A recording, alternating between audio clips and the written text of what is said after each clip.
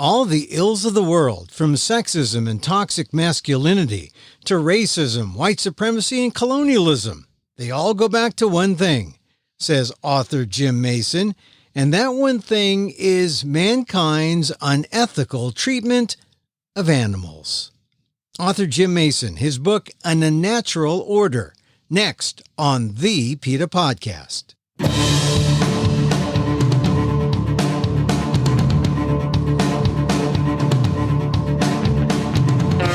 Welcome to the PETA Podcast. I'm Emil Guillermo, your host for this inside look at animal rights, brought to you by PETA, the largest animal rights organization in the world.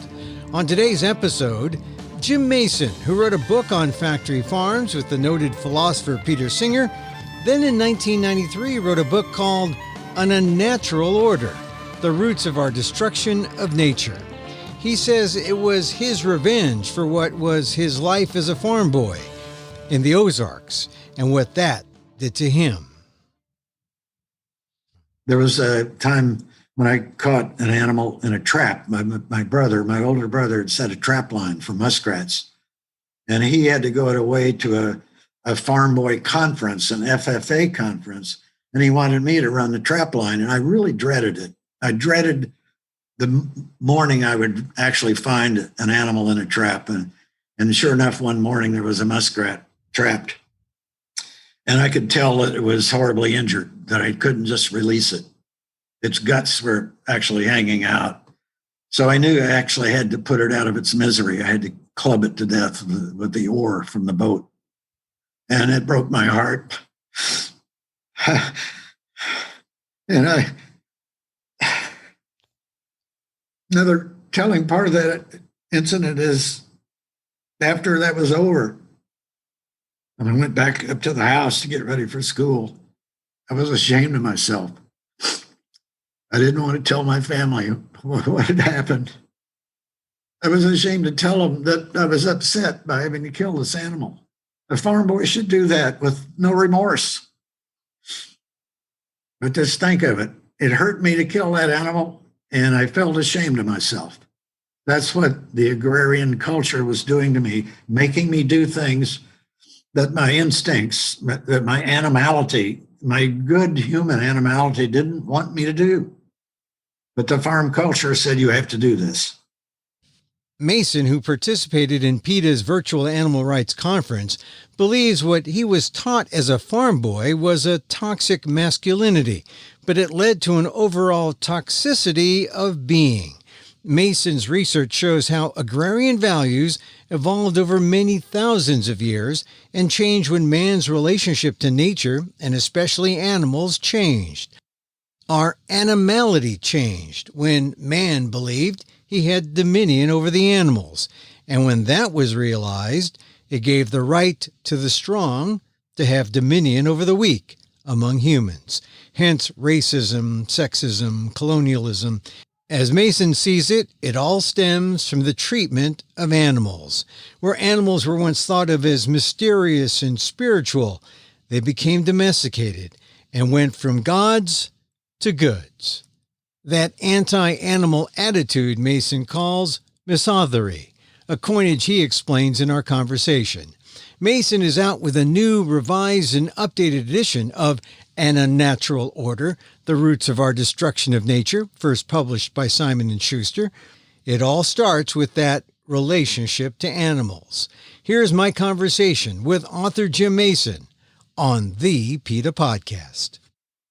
I'm not so actively involved in activism these days, although I do keep in touch with a farm animal sanctuary near here called Poplarspring. Mm-hmm. And my joy is to go out there on Sunday morning and scoop pig poop. Well, it gets you back in touch with your roots. Yeah, because as you know from the story, the first trauma when I was about 5 years old involved pigs. And I sort of feel like for my spiritual resurrection, I need to reconnect with pigs. Yeah. So you're out there in, I lived for a long time, about 10 years in suburban Washington. So I'm glad that you've joined us here. So let me just begin your book, An Unnatural Order: The Roots of Our Destruction of Nature. You wrote back in 1993, and now you've updated it, 2021. I guess you gave us warning in 1993, but now in 2021, it seems, did we take heed? Did we get it right, or are we still striving?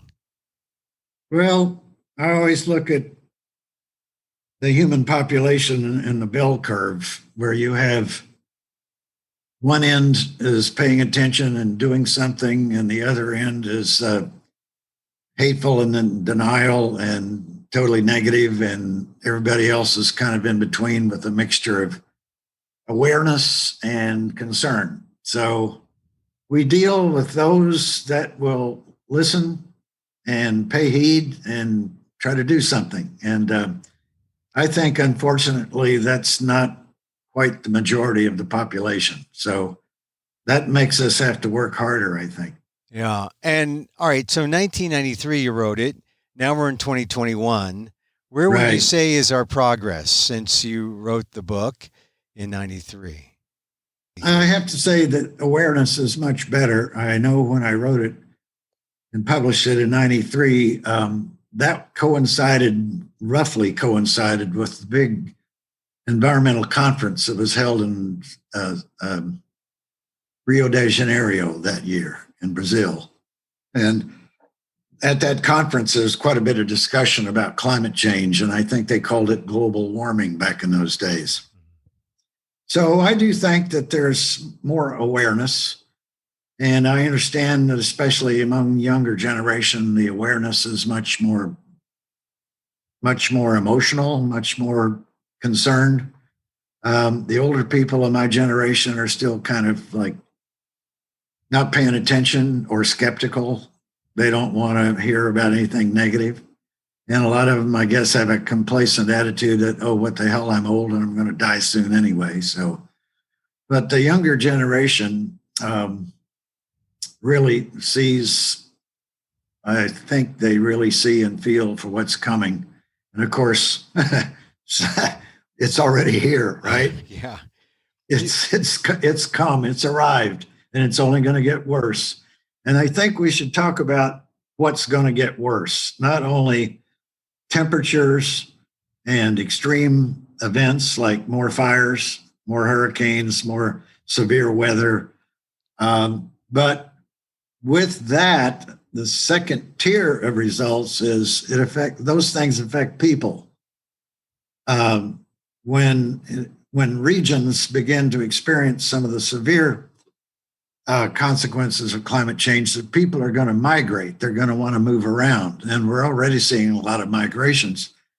Some of the migrations in the American southern border, some say, are because of climate change in Central America, South America. It's not only political emigration, but it's they're escaping harsh climates change there. And that's going to happen around the world, especially in the tropics. And so many of those populations are going to try to go somewhere.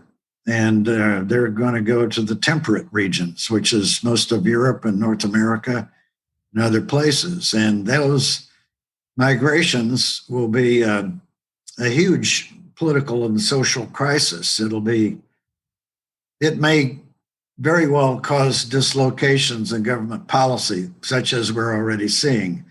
What we see in Europe now is a right-wing trend, a trend toward authoritarian governments.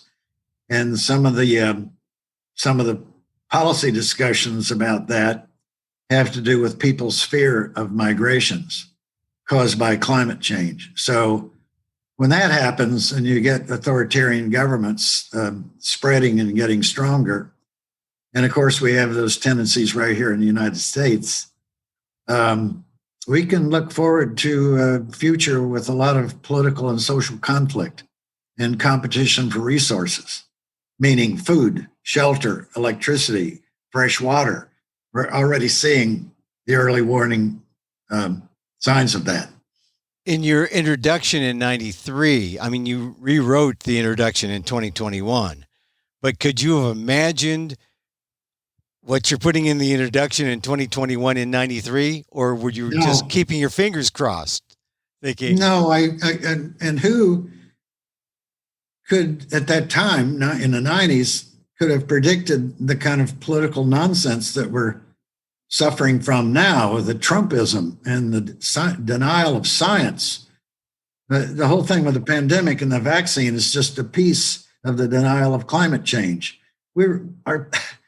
A huge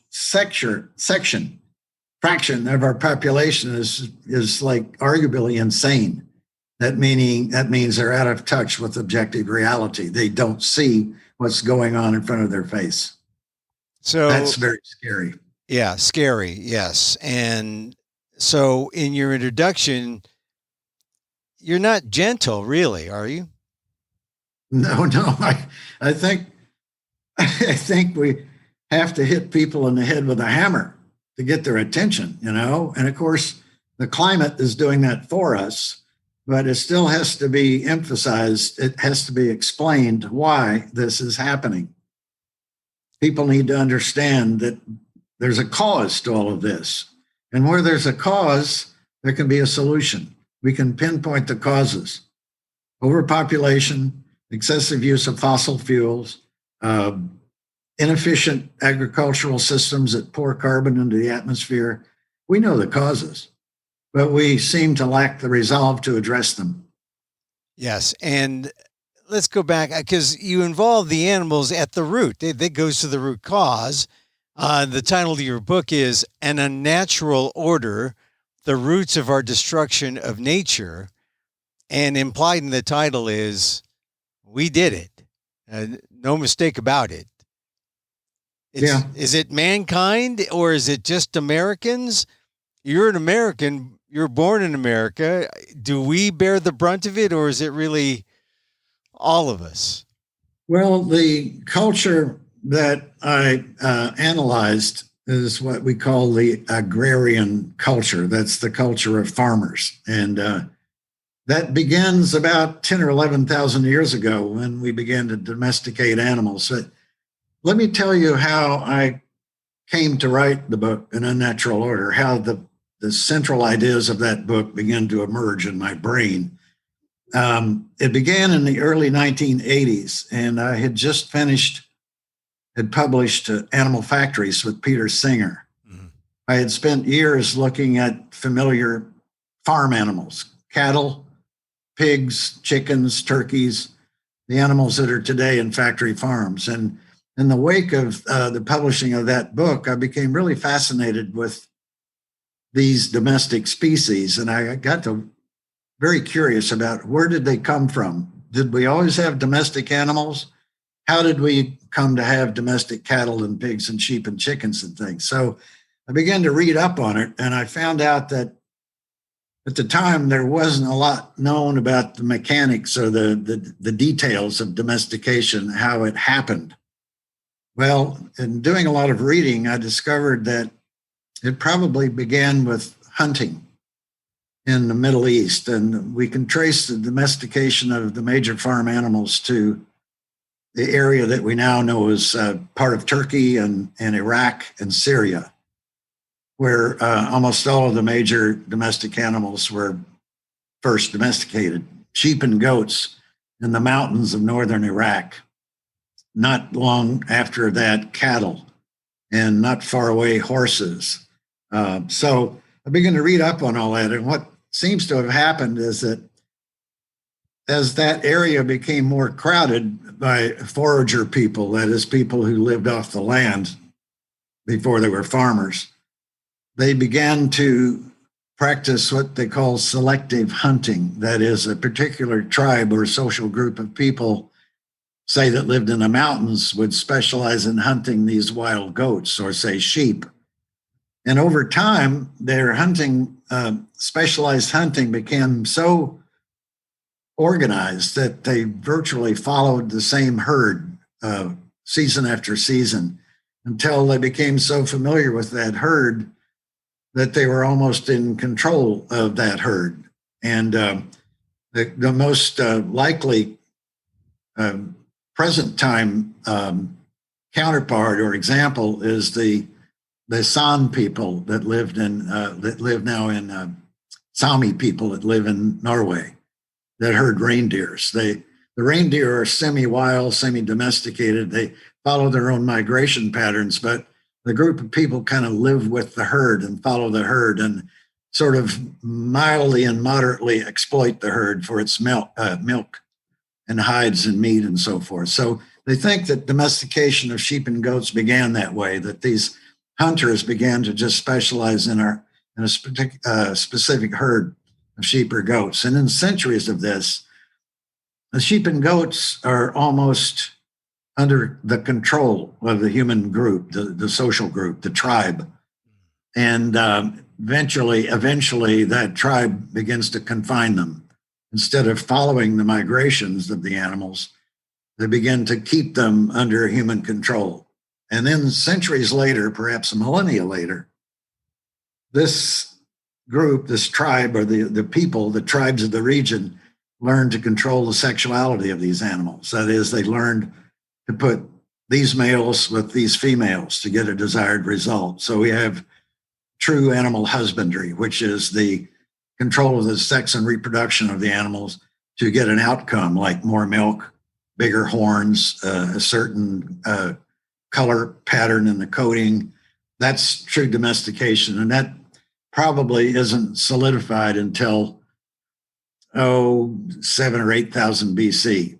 And it happens first with sheep and goats, then cattle, horses, all the animals. So this is kind of like an evolution of human traits impacting their will on animals, and it passing down through the centuries as a kind of learned trait that is mankind's trait. This is the way we deal. This is how we screwed up the what you put it, the natural order, and got the unnatural order. Yes. Now there's a very important point that is not well understood by most people. Some experts and intellectuals understand what I call the importance of animals to the human mind. And I'm talking before and after domestication, especially before domestication. It's a chapter in the book called Animals, the Most Moving Things in the World. To the pre-agricultural mind, what I call the primal culture, this is people that we used to call hunter-gatherers. Now we call them foragers because their diets were predominantly plant-based. The hunting thing has been greatly exaggerated. But the point is, animals were the most powerful thing in the world around the human, the pre-agricultural humans, of forager people. And if you think about it, now this idea is not well understood, but I really need to drive it home to people to try to imagine yourself living, say, 100 or 200,000 years ago, when human culture wasn't developed. We might have had a rudimentary language, but we didn't have writing. We lived in family groups. We lived essentially outdoors. We didn't have houses and roads and television and newspapers yet. We lived in nature. We lived among animals. We would hear them and see them and sense their presence around the clock. Some of them terrified us. Some of them were amusing. They did all kinds of things that tickled the curiosity of human beings. Human beings had animals on the mind from the time the mind begins to surface in the early examples of human species, not the modern human Homo sapiens, but the earlier ones, Homo erectus, Homo habilis, and all of the names of the earlier human species. They had some level of human mind and imagination, even though they weren't as advanced as the modern human species. But animals were always present, and animals were impressive. Animals did things that we would recognize as familiar. Animals ate, slept, defecated, urinated, copulated, had sex, had babies, died, they bled. And human beings in primitive times and primal times would see this similarity, familiarity with these animals, and they were hugely impressed with the other. And they didn't really imagine them as being quite terribly different from humans. There was almost a sense of kinship. And in some tribes, the culture believed that a particular species, like sometimes it was a hunted species, was the ancestor of the tribe. Like if you take Native American people, it might have been the bison because it was the most impressive, the most powerful animal in the environment. Humans would be obsessed, fixated with that species, and would ascribe all sorts of magical powers to it. Now, the best expression of this notion of the powers of animals to the human mind during its evolution of millions of years, really, is a series of books by famous mythologist Joseph Campbell, and he devoted a whole section of one of his big coffee table books to the title was The Way of the Animal Powers. Before agriculture, people believed in the special significance, the special kinship, the special mystery of the animal kingdom. So you have to keep that in mind, how important animals were to people on the eve of agriculture. So then you have to wonder, and this is what happened to me. When I discovered that idea and I was looking at domestication, I thought, if animals were so powerful to that primal mind, to the forager mind, what is going to happen to them when they begin to take power over these animals that before then were powerful in themselves and impressive? Once we begin to control animals through husbandry, through domestication, controlling their movements, controlling their sex lives, they lose that mystical power. They become things, they become commodities. And I say they became demoted from gods to goods. They became just things to kill and to harness for their physical power, for livestock. And that barnyard. And that change took place when the animal husbandry, the ag culture began to dominate, began to really take shapes over. It. Yeah. Really shapes it. Once and all of this takes a few thousand years. We have the beginnings of domestication 11,000 years ago in northern Iraq, but it took several thousand years for this agrarian culture to really solidify and be kept in place before the historical period begins. So you have to imagine all that was going on in the human mind at that time. And we don't have writing yet. It's 5,000 years before we have writing, at 3000 BC. But by that time, the agrarian culture in the sense of mastery over the powers of animals was already pretty well set in Western culture. Yeah. And you call this whole idea a sense of animality. Yes. And that is our relationship to animal. It describes our relationship as fundamental. Like you said, in the early days, early days, there was no otherness given to the animals. And we yet felt kinship. Yeah. And yet animality is sort of the thing that might get us, if we get that right, we might get our sense of where our path is, the path of empathy and compassion, and the path of how to get out of where we are now, in terms of climate and other things. We can find a way out if we got the animality aspect of our lives right. They recovered that primal sense of kinship with other beings. When we took control of them, when we took control over animals and the powers of animals, and animals represented the powers of nature, and all the iconography, you can see how animals are always symbols of things in nature because they're the most moving parts of the natural world. When we took control over animals, we had to demote them. We had to make them the other, but in a negative and dark and sinister aspect, because they couldn't be respectable anymore. They couldn't be powerful. They had to be things. And if you look at the mind of a farmer, is the animals that benefit him or her, the barnyard animals, the animals that he can use. And then there's all the other animals out there in nature, most of whom are pests, crop robbers, predators. So the farmer begins to develop a pretty negative idea about animality in the world around him or her. so that we get what I call misothery, which is a similar word to misogyny, which is contempt for women. Misothery is contempt for animals and nature.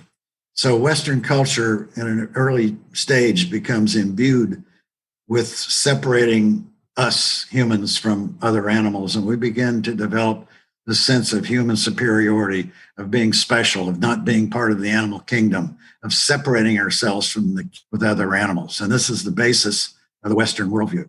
The other word that comes up besides animality in your book is this idea of dominionism. And I Yes. guess that's the idea that some people are just better than others, right? Yeah. We the word for it might be human supremacy, which is a belief that we're special, that we are created in the image of God, that we're not. Most people don't even believe that we're animals. You argue with the average person and say you're an animal, they consider it an insult. In fact, it is an insult.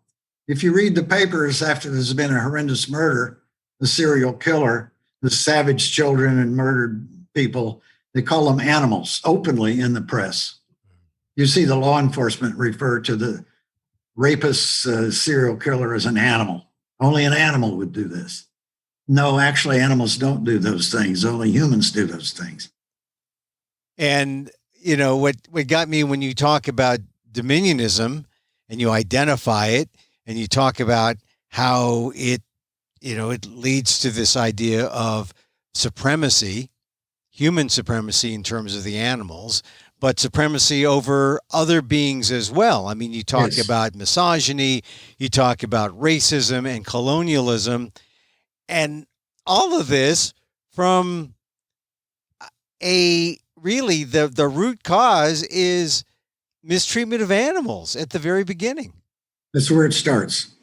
Once we learn to take control, and I mean control over the lives and the bodies and the power of animals, we begin to feel invincible. We begin to feel very superior because bear in mind the idea that animals used to be considered very important in the development of the human mind. They were the powers. They were the first art on the walls of the caves. And once we took control over these beings that we used to respect and feel akin to, now we begin to feel extremely powerful. And guess what? All the anthropology I read said it was the animal herds people, the various herders of the world, not just the Hebrews, but many other tribes like the Hebrews that domesticated animal, sheep and goats and cattle, were the kinds of sociocultural groups that invented the idea of the single God. Monotheism comes from herds people. And it sounds like a far out idea, but I've read this in many, many sources in anthropology. That's where the idea of the all powerful God in the sky comes from. And what does this God do? He looks like us. This God is a he. He made us in his image, and he gave us a license to steal, essentially, and to murder and pillage and loot. He gave us the world for us to use as we see fit. This is the God that we invented. And all this, of course, used or misused as justification by followers or by the people here on Earth, Yeah. who then go on with this idea of dominionism, and it leads to not just dominion over animals, but dominion over weaker peoples. So you get racism, colonialism. It's all tied in there, which now suddenly you've got an explanation for not just an explanation for climate change. You have an explanation for everything that seems to be ailing modern American society.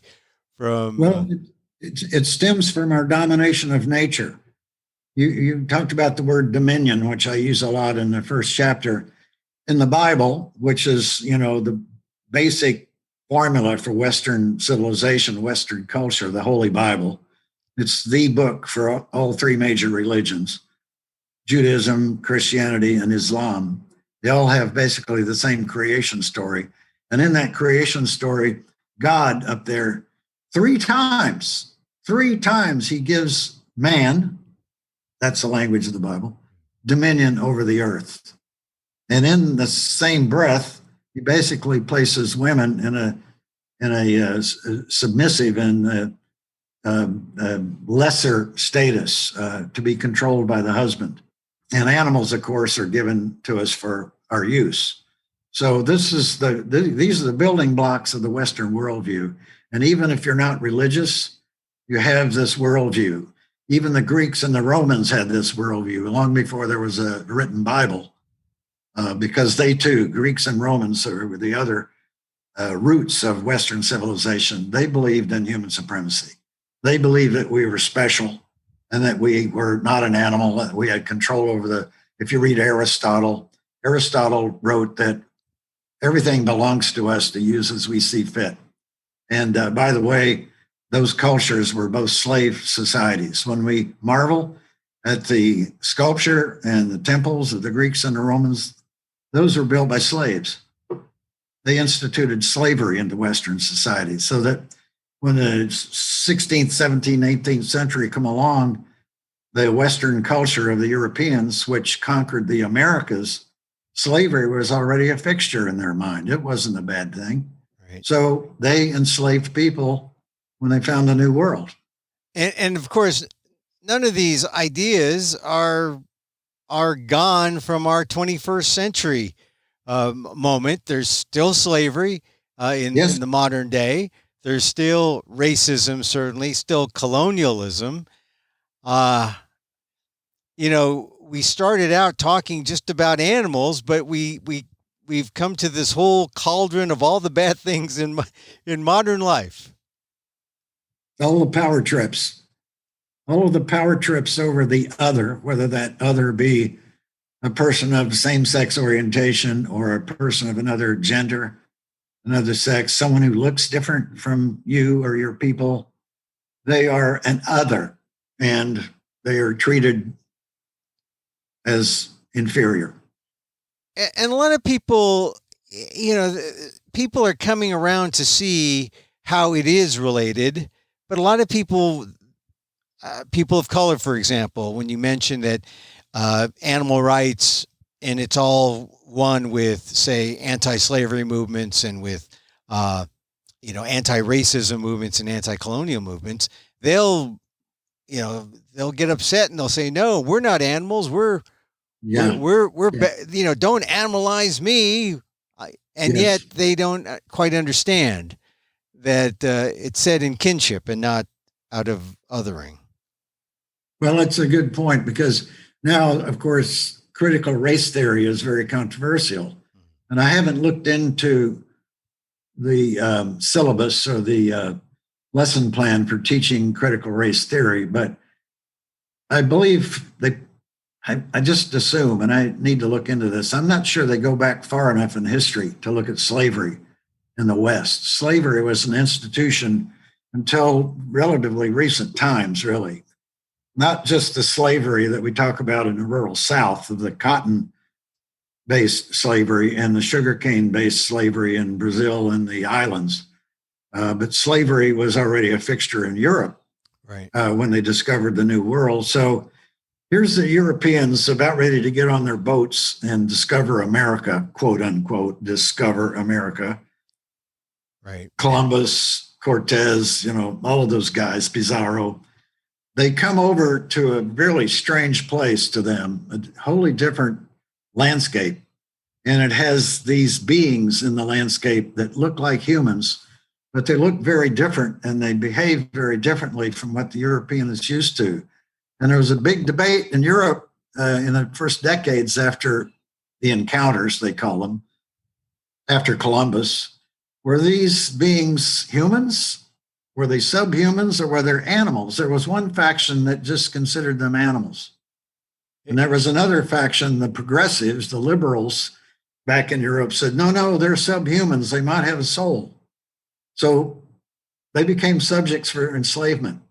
And the reason African Americans ended up being the major population of slaves is because the Native Americans died out so fast from epidemics.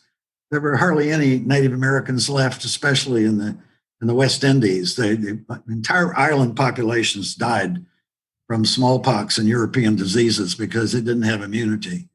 The epidemics basically destroyed, I've read in 3 different places, in the 90 percentile of the population of Native Americans in the first 200 years. So if you want slaves, there aren't any Native Americans left to enslave. So you start bringing Africans over because the Portuguese had already started doing this. So they began bringing Africans over in huge numbers in the 1500s and early 1600s. Yeah, and it's funny that how you mentioned the original. Well, I guess I call them the original explorers, the explorers in history: Columbus, Magellan, Pizarro, Cortez. Yes. It's no different than going into outer space, right? They went into outer Yes. space. They found aliens. They didn't know what they were. They conquered them and made them slaves. A major prejudice that some of the explorers mentioned in their notes when they wrote back to Europe was that these people have no civilization, they have no culture. Yeah. Therefore, they may not be human because, yes, they had plenty of culture, but it was just so different from what Europeans were used to that they just considered them like animals living in the forest. Yeah. And speaking of animals again, like I know Cortez and Mexico and the horse, that was an important thing. Yes, exactly. And once again, animals, they, come into the equation. And, to get back to what we're talking about at the beginning, the ag idea, when our animality is out of whack, then everything goes out of whack. Yeah, the essence of the agrarian mindset is that we can control nature. We learned to control the cultivation of wheat. We took what was a wild wheat and made it a domestic wheat. We began to learn to cultivate and to control the propagation of the wheat. We learned to plant seed. We learned to weed the field. We learned to control the wheat plant. And we did the same with the sheep and goats. We learned to control their lives.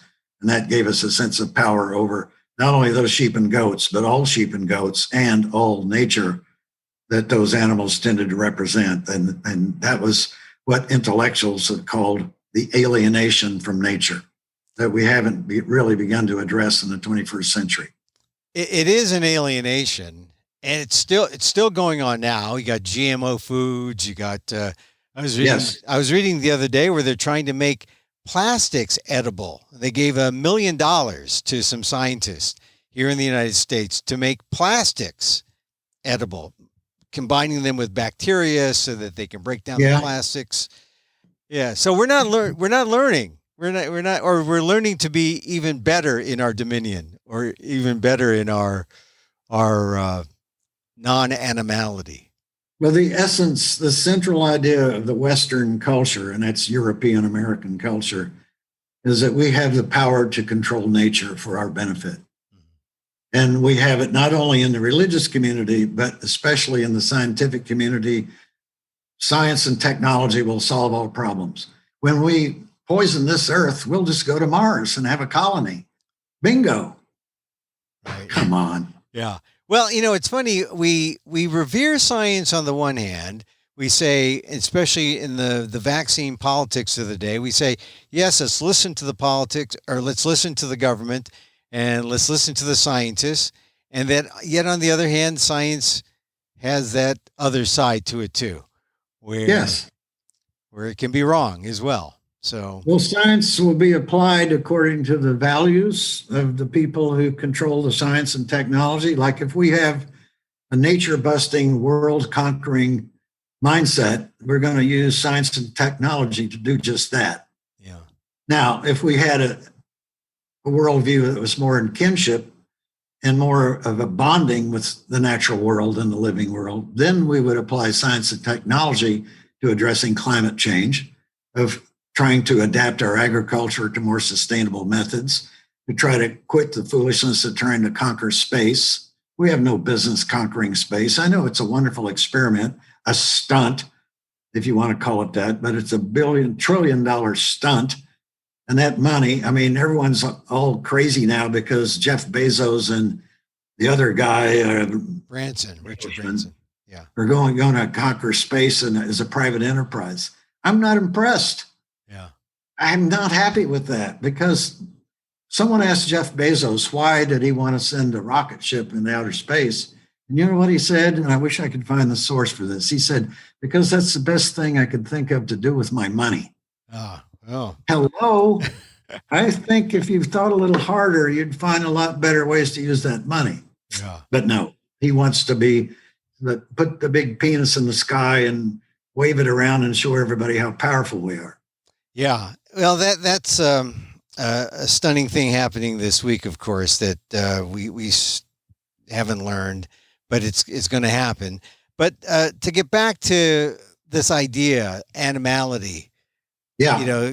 And to get back to the root causes, we're up against it because it's in our culture, the idea of manhood is tied in with dominion over the animals. And you tell some very personal stories.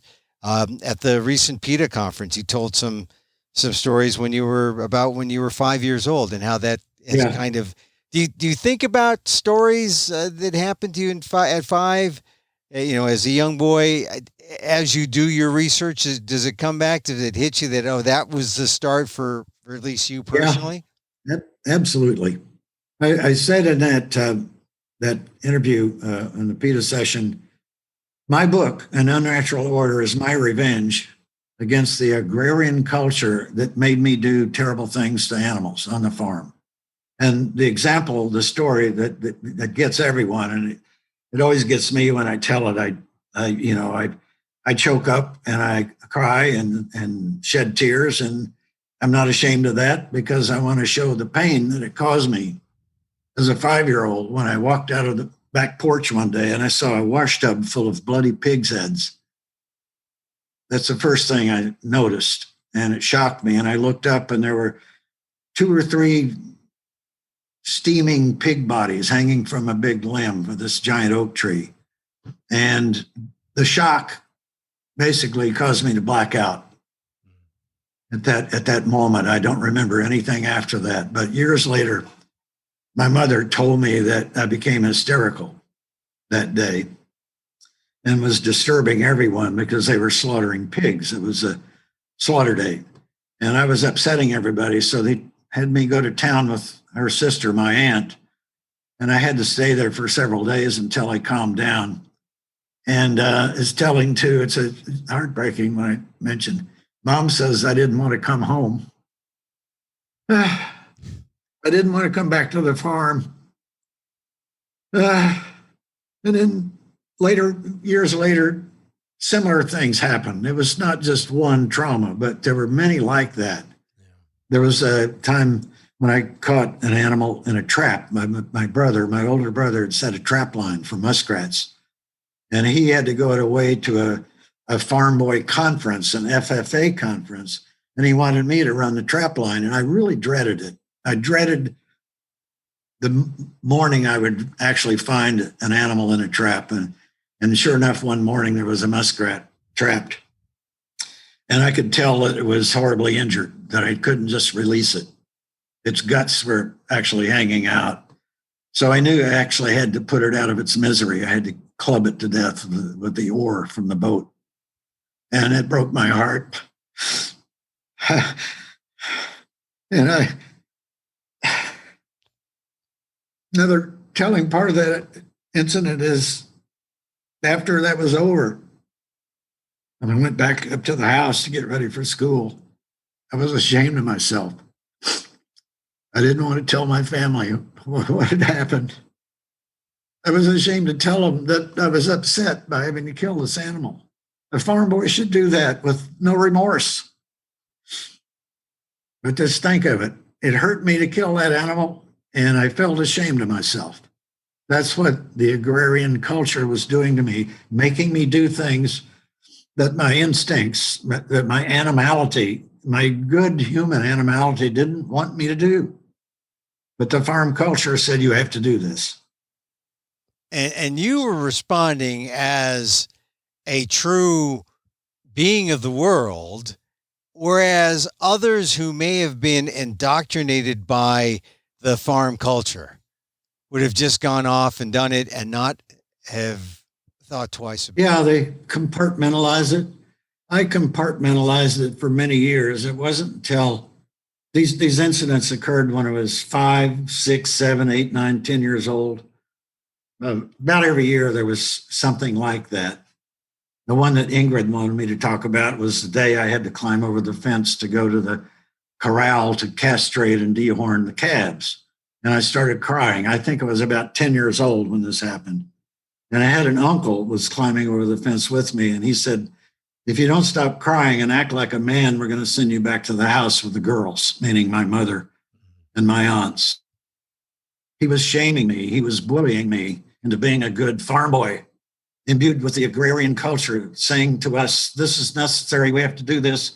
We have to inflict this pain and this cruelty, and it's necessary. So that's the agrarian culture. So I like to say I wrote the book as revenge against those things that the culture forced me to do that were very painful.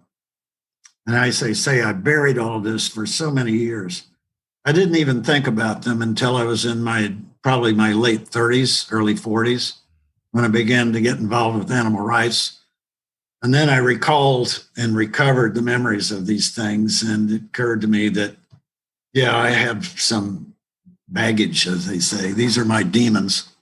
You know, I noticed that you were very emotional as you retold those stories, and I didn't mean, or I hope you did not re-traumatize. I am, and I'm proud of it. I should. I feel glad that I'm traumatized by those incidents. I'm not ashamed of them now. I was at the time, but now I know the forces that made me do those things. And so I wrote a book to reveal those forces, to explain to people, this is what it's come to. This is why we have to get out of this. This is why we have to recover our familiarity with animals, our animality, you call it, give up the sense of dominion and human supremacy. These aren't helping us anymore. We need to address climate change and learn how to live on this planet in a sustainable way. And I mean, not only agriculturally sustainable, but environmentally sustainable, sustainable with the other beings that we share. You know, that we've wiped out most of the major species. What is it? There's more tigers in captivity than there are in their natural habitat. I mean, we've destroyed so much of nature, and we got to stop it. You know, Jim, I really appreciate you taking the time to talk to us because, you know, there's so much, we're all connected. You know, people don't realize how connected we are. And only by disconnecting can we do the things that we are ashamed of, or would be ashamed of if we were normal, but we desensitize ourselves to these things, and that's what comes back, and that's why we see ourselves in the state we're in. So I appreciate you just telling these stories. I just you know, I'm just, the analysis of all this is one I think that people should hear, because they can see how, you know, it's connected to very basic things that we do, and how our approaches are our animality, or how we approach animals, and how that extends beyond that. So I guess my last question is, how do we bring about kinship? How do we bring about that place where we want to be? And I guess it only helps if we can move toward oneness, and if there's enough time. So how do we move toward oneness, and is there enough time?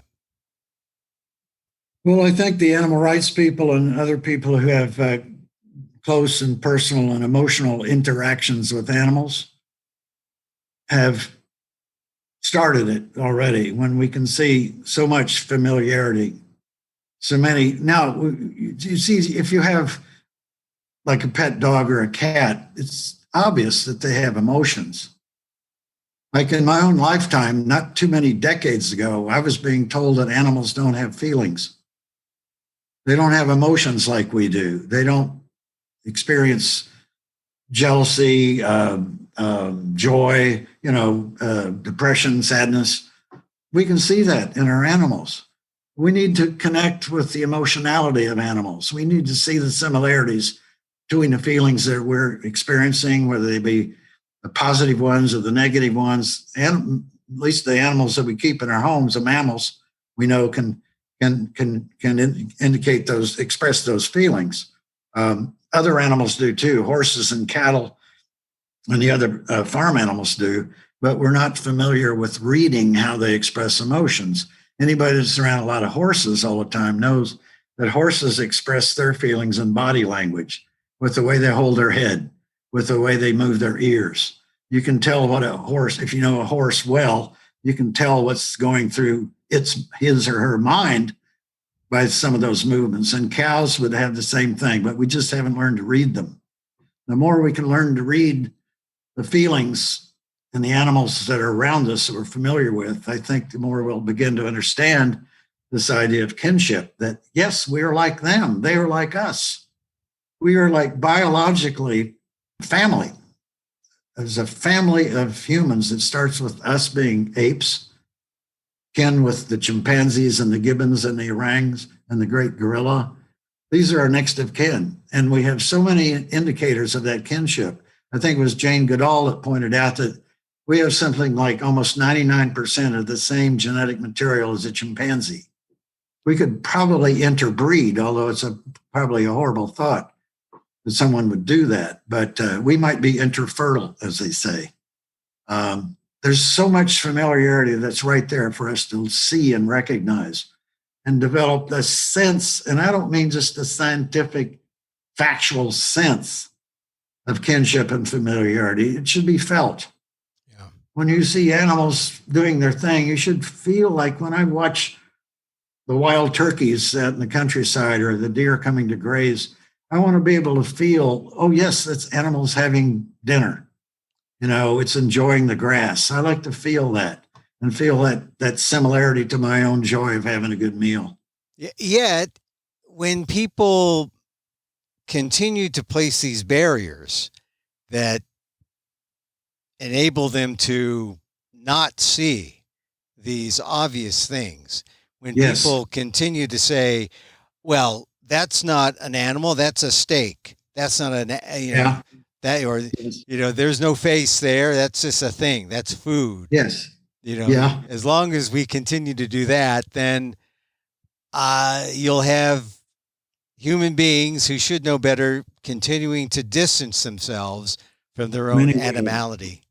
Yeah, most will. Like when someone shows a steak, all I can think of is that's the muscle tissue of a cow or a steer. It came from a certain body part of that animal. And I'm no longer able to see it as food. I see it as part of the dismemberment of a living being. And the more I think that, it makes me sad. But that's what I'm talking about, is actually feeling a kinship with the animals, to have some feelings about this, even if some of them are negative. I think the barrier that you pointed to, the alienation that keeps us from feeling kinship, is this concept that I use the word misothery. It's a huge barrier in our culture. Animals are just like racism keeps us from seeing the similarity of their colors. It keeps us from thinking that they're like us. They're human like us. I like that term misothery. It's your coinage, or it's a word that we can use. Yeah, it is. I looked for a word that was already in the books, so to speak, and I could not find a word in the English language that expressed this contempt for animals in nature. The closest thing was a word that someone used called theriophobia, which actually is fear of animals, like people fear spiders and snakes and rats. Well, that's not the same. This is beyond fear. There's some fear in the idea, but it's mostly contempt and hatred and loathing. Like when you use it as an insult, someone is an animal. It's not a positive term to call somebody that. It's derogatory. It's like a racist term. So misothery. Yeah, misothery. It comes from two Greek words. The first syllable, miso, as in misogyny, which is contempt for women. And therio is the Greek root word for animal, Therio. So misothery. I like it. I'm going to use it more. I'm going to say my friend Jim Mason told me about it. Yeah. Misothery. So, well, it's a useful concept because we have to have a word for things we discover, like negative attitudes about animals and nature. We need to have a word for that. When we talk about that mindset, misothery is the word that describes that mindset. Just like misogyny describes a mindset toward females. Right. All right. We're going to use misothery from here on. And okay. Thank you we're going to popularize that word. We're going to talk about your book because it's an important book. And it's the new 2021 introduction to An Unnatural Order, The Roots of Our Destruction of Nature. Jim Mason, I really appreciate your time that you spent with us, just sort of spelling it out, showing how it's all connected, and we shall go out there and fight misothery. Thank you for having me. It's been a wonderful discussion.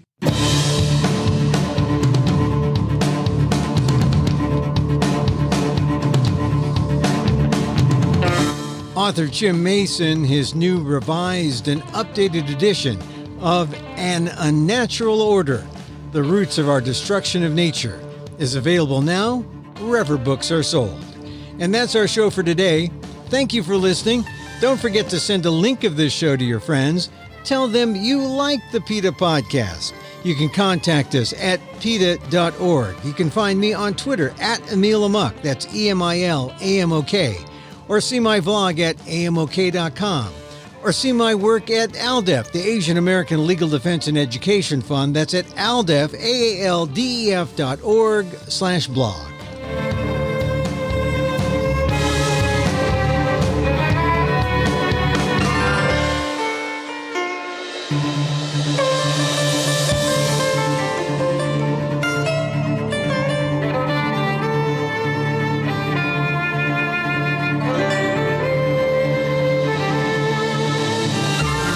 Once again, thank you for listening. Check out all our episodes on your favorite podcast app or on Apple Podcasts, where you can subscribe to as well as rate and review the show.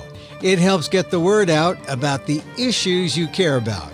Our music is provided by Carbonworks. Check them out on YouTube. And join us again next time for more insight into animal rights and the fight for a cruelty-free world on the PETA Podcast. I'm Emil Guillermo.